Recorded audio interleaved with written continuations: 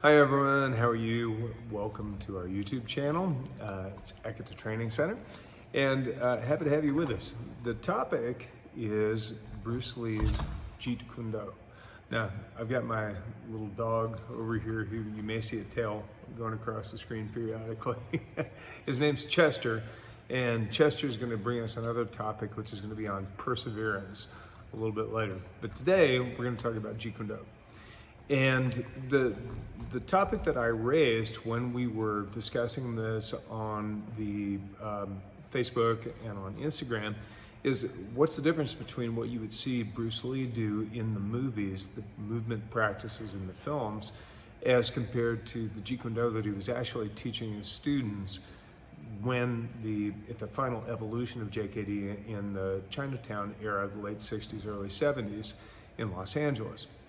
So some of you guys may not know, but I'm a professor at UCLA and I teach a variety of things, but among which is combat for stage and film. And one of the more important things to recognize about the films of Bruce Lee is that in telling the story of a fight, you're doing exactly that. You're telling the story of a fight. It's theatrical, so that there's a lot of movement that's telegraphed. You're letting the audience know that something's coming. The movements are exaggerated and they're slowed down so that there's time for the audience's eye to catch up. Oh, register what happened, and then move to the next motion. One of the funny stories about Bruce Lee is that when he was initially filming, they used to film at 32 frames per second, and he was so quick that he could do 3 or 4 moves, and the only thing you would see is like the beginning of a movement and the end of a movement. And so they ultimately had to tell him to just slow down. So some of the exaggerations that you see with the very large sweeping motions and freezes at the end, and even some of the sounds, some of those were added in post-production. They weren't really his. Those are all theatrical devices, especially the spin kicks, the high movements, all that. None of that was really what he would utilize when he was teaching the art, Jeet Kune Do. So let's talk a little bit about what is incorporated into the art of Jeet Kune Do.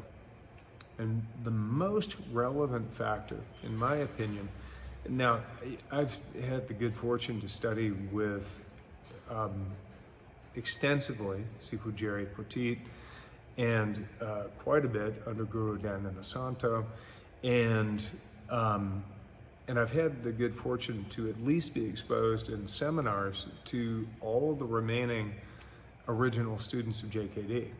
And so I've been able to gain a bit of perspective when it comes to really what was Bruce Lee teaching.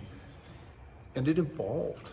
There's no question about that. From the Seattle period with Taki Kimura, Jesse Glover, and then when he was moving into Oakland and the evolution there, as he had the fight with Wong Jackman, and then when he finally came to Los Angeles, there was clearly an evolution from more of the classical Wing Chun to the incorporation of the Western fencing principles, interception, and the Western boxing principles. And it's not simply limited to that, but those were the 3 primary arts that were incorporated into Jeet Kune Do. Now, the part that so many people miss, and I think this is absolutely so crucial, is that Bruce Lee's philosophical influences were immense. Judo Krishnamurti, a wonderful philosopher, Indian philosopher, who really espoused all of the belief of self-knowledge and self-exploration, being able to really move into oneself and to gain answers, not by someone telling us what we should know, but through our own evolution of self-knowledge. And so he said that Jeet Kune Do is really a device by which we can attain enlightenment. And of course, this is the quest of all great contemplative traditions is to really uncover the source of our own ignorance, to recognize truth in all of its facets. So it's not a series of techniques, and that's where I think a lot of people falter. It's not Jeet Kune Do is this technique, the eye gouge or the eye jab DLG, the lead leg front snap kick. There are principles that are adhered to fundamentally from a biomechanical perspective. Efficiency, economy of motion, simplicity. Those are the primary elements in Jeet Kune Do. Is, does it work? What is my particular body type? And how can I yield the highest degree of transference of energy from my particular body type given the proper biomechanics when it comes to striking, but not being only limited to striking. You have to know how to do everything. And he was an advocate. I mean, JKD is really considered to be the father of mixed martial arts because he said you can't just do one thing. Highly influenced by Jean LaBelle, judo, and later jiu-jitsu. And of course, jiu-jitsu was not really a part of the original JKD mix, but grappling certainly was. Chin Na at Bruce Lee's time. But he was an advocate of knowing everything. But how does it apply in the context of actual self-defense? When your life is on the line, that's what he was concerned with, not the sport fighting. You integrate elements of sport fighting into the self-defense training so that you really understand what contact is like, what's practical, what actually works. So what you see in the modern incarnations of the ring fights, the MMA, that's very practical, but it's also something that's geared towards sport because you have two people, usually of the same gender, who have agreed to come into a ring, fight one another, usually the same weight, and there's time limits and referees. So there's a big difference, and there's a big difference into also the psychological factor. You know a fight's coming, so you can prepare for that. When somebody picks you, you don't get to choose.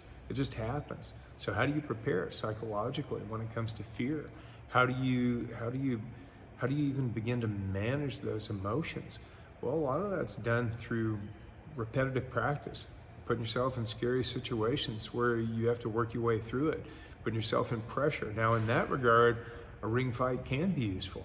It's scary. Yeah, anybody who's gotten in a ring before will tell you that. You know, if you're in there and some guy's trying to knock you out, you know, it's not the most comforting thing in the world. So step up, face your fears. If for you that's getting on a roller coaster, that's one way to learn how to manage the actual manifestation of the sympathetic nervous system as it's triggered, fight or flight. And you have to learn how to regulate that. So meditation, mindfulness, breath control, understanding this principle of awareness, all of those facets go into the training in Jeet Kune Do. So it's not only just, you know, can I take somebody out in a street fight, but it's how do I manage all of this? How do I integrate my mind? How do I keep a healthy body? Look at Bruce Lee. I mean, he was iconic in the world of wellness and fitness. So how do you maintain that whole balance with your entire being? And that's the practice of Jeet Kune Do. It's everything. It's a full expression of you in life, an artist of life. And that's really what he was.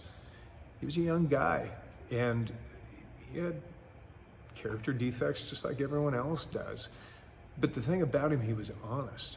You know, Sifu Jerry would say that he knew one of the things that he had to work on was his temper. He would just go off, and quite frankly, arrogance. But he knew enough to know that he didn't know everything.